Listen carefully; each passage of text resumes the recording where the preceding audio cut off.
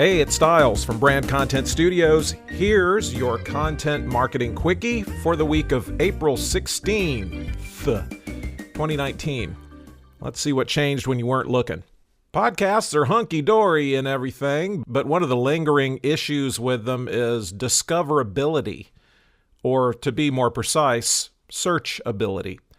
We learned in last week's Content Marketing Quickie, see, I told you you'd learn something in a short period of time if you just subscribe and listen. We learned that YouTube is actually the largest platform for podcast consumption by far. Who'd have thunk it? Which makes me feel stupid because I have yet to put this one back on YouTube. And you've heard that behind Google, YouTube is the second largest search engine in the world. But to make all that work to the maximum degree you can, all those spoken words in podcasts need to be written words. You got to write out hunky-dory. And that's where transcription comes in. And here's the news. Google's Podcasts app is automatically transcribing shows.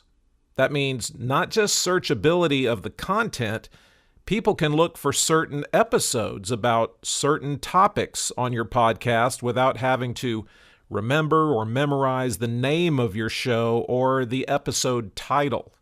Are you telling me Content Marketing Quickie for April 16th, 2019 isn't a memorable title? The head of product for Google Podcasts says, Google's really good at giving you text and video related to your search query. There's no good reason why audio isn't a first-class citizen in that same way. Well, here's the problem. Sorry, there's always got to be a problem. A group called Android Police checked these new auto transcripts, and as you probably already guess, there were loads of errors. We're all so different, we all talk funny, and for all the hype around Echoes and Alexas and Siris, the machines just don't seem to be able to make out what we're saying. But it's a step in the right direction. Next week, I'm doing the podcast completely in Pig Latin. Who doesn't love Data? He was the most popular character on Star Trek The Next Generation. But we love that other data too, the kind that tells you whether or not your content is working for you, or if it's just a money-sucking, pure crap waste of time and effort. And what should you be looking for anyway? Well, Michael Brenner's group had a post recently that gives you the basics, and here they are. Here are the basics. 1, traffic. That includes total unique visitors, page views, and unique page views. It'd also be nice to know where your traffic's coming from. 2, sales or conversions. Now, what counts as a conversion? Well, that's up to you, Skippy. It's whatever gratifies you or whatever you count as a win. But for the most part, if the content consumer takes a desired action afterwards, that's a convert. 3, engagement. How long do they stay? How many pages do they go to during their visit? 4, social media engagement. Yeah, likes are ego boosters, but what you really want is shares. Because that means whatever the content was really struck a chord. It's also nice to know how much traffic your site is getting from social platforms, so you'll know if it's worth the trouble. More on that in a second, because a big can of worms has just been opened up about that. 5, SEO performance. Where are you in search rankings for your keyword phrase? And are you trending up or trending down?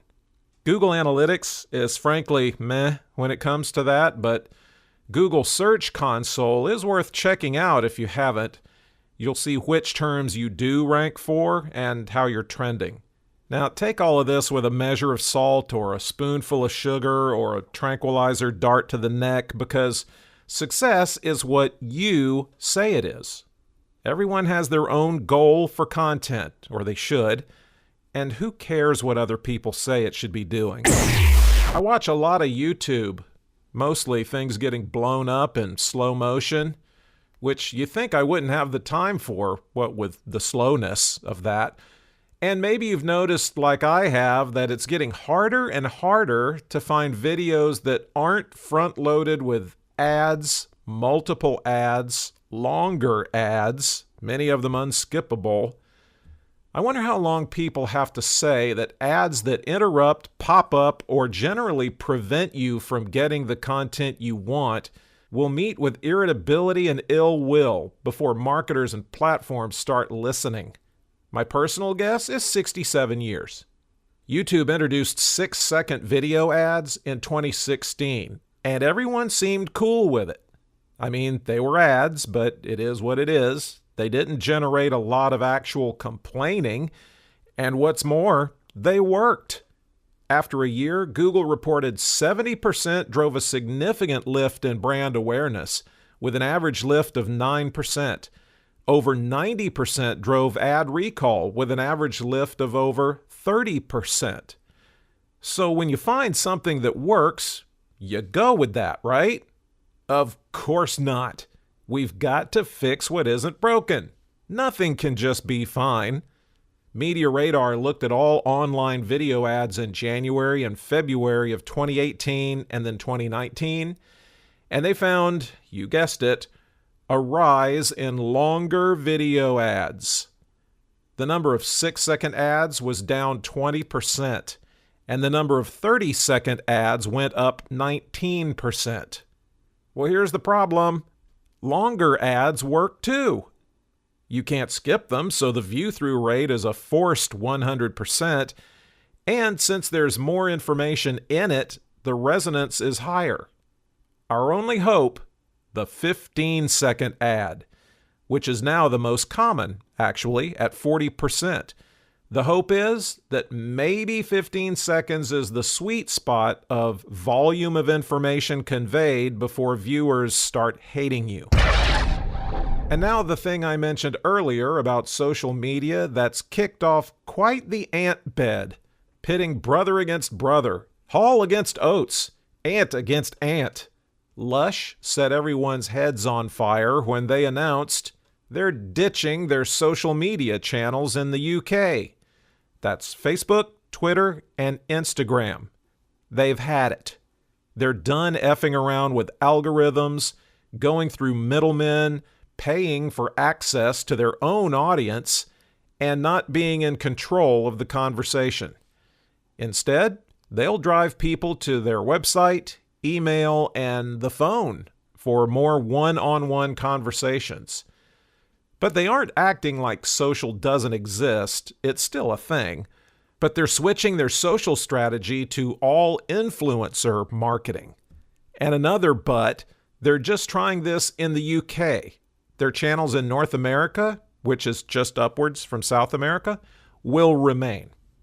Needless to say, many people who make their living as social media gurus and practitioners and Facebook defenders went into full Lush derangement syndrome, slamming the company, saying the only reason they're giving up on social is their content sucked, and they were doing it wrong, and they're failures because they didn't buy the expert's latest book.